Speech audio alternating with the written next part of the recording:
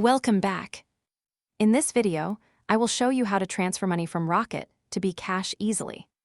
If you want to send money from your Rocket wallet directly to a bKash account, this process is simple and only takes a few steps. So let's get started. First, open the Rocket app on your phone and log in to your account. Once you're on the home screen, tap on Fund Transfer. On the next screen, select NPSB MFS.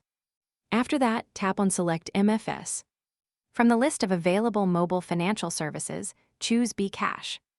Now enter the bKash mobile number where you want to send the money. After that, enter a reference if required. Then enter the amount you want to transfer. Once you've filled in all the details, tap on Next. Now enter your Rocket PIN or password to authorize the transaction.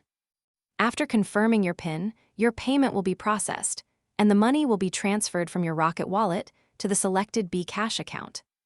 And that's it. This is how you can transfer money from Rocket to bKash easily.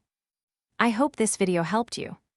Please like, subscribe, and turn on notifications for more upcoming videos.